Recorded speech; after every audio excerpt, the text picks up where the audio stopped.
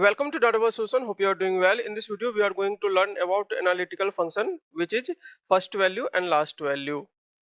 So before going forward, I request you viewer to please subscribe the channel and like this video if you find this video helpful.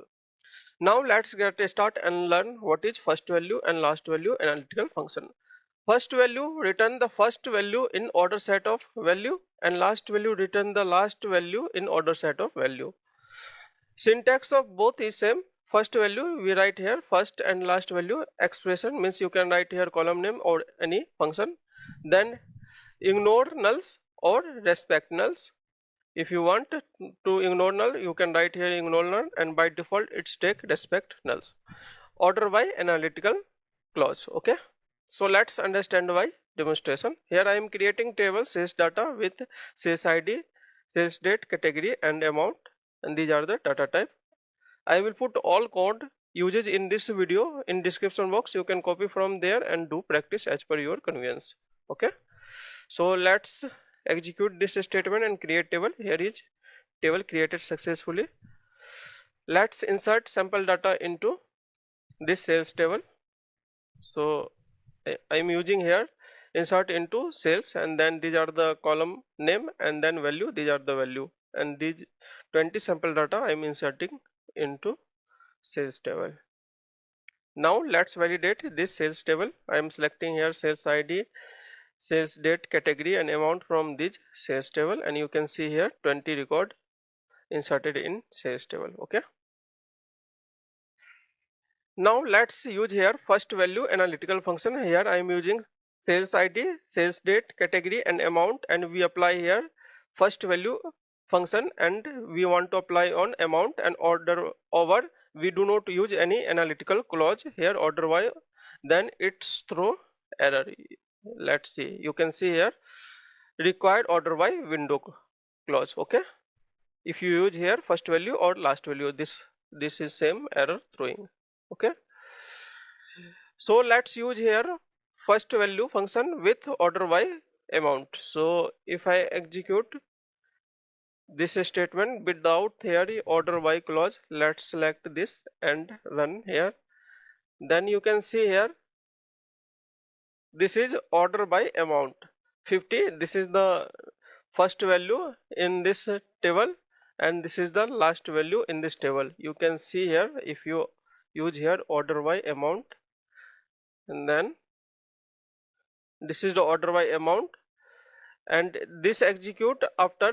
If you want to understand, let's comment this function, and if I execute this statement, you can see here this is the first value and this is the 200 is the last value. And if you uncomment this, then you can see here first value, this first value take this first 50 and put in alongside of it in all result set. Okay, all row, and in same way this value take the last value of this orders column and put alongside of all row. Okay, so you can see here if you want to use here minimum, when we can also find same value as 50. Okay, by using minimum function with order by and result set of all minimum value put in alongside of all row. Okay, you can see here. So this function and this function is same because by default take unbound preceding and current row, range between unbound preceding and current row. Okay, so if I execute this statement, you can see here same result for first value. Okay, now if you want to use here sales date, then it's take first value according to sales date order. Okay, so here is the first order of sale date in descending order is 100, so it's take 100 first value. Okay, this function. If you want to use here partition by clause, then it's take first value according to order of amount and per category. So let's see here in electronic and order by amount, and in electronic there is 80 is minimum and 200 is maximum. Okay, if you want to see here, then use here order by category and amount. In this clothing, here is 50 is minimum and 150 is maximum. And for electronic, you can see here this electronic category and go to here. This is the 80 is minimum, so it's take 80 and maximum is 200. So you can see here maximum is 200 last value according to order by amount and per category. Okay, so let's understand also null value. If a column contain null value, then what this function take. So here is table created with sales with null value, id, sales date and amount. I am taking here only 3 column for our example. So let's insert sample data. There is a small data I am taking only 5 record and we inserted into this sales null value. Let's validate also. Already we write here query, so do not need to write again. Execute this statement and you can see here there is 2 record for null value in sales amount. Okay, so if I execute this statement order by sales amount in descending order, then null appear first.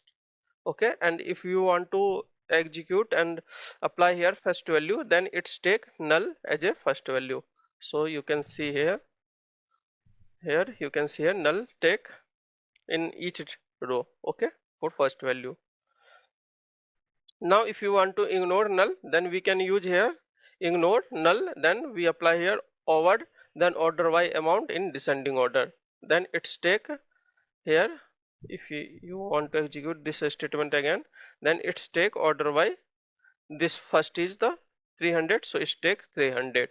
So let's see ignoring null and you can see here it's take 300 because first in order of a sale amount it's take here appear first is 300, then it's take first analytical function first value 300 and result set of this function appear in each row. Okay, if you want to use here range between unbound preceding and current row, then this unbound preceding and current row by default take. So if you want to apply any window clause, then you can see here this is the same result as this query. Okay, in same way last value work same as we work for first value. So you can see here last value is 100, so last value take 100 value apply in each row. Okay, so that's all about in this video. In this video we learn about first value and last value analytical function. So that's all about in this video. If you find this video helpful, please subscribe the channel and like this video. Thank you for watching. Have a nice day.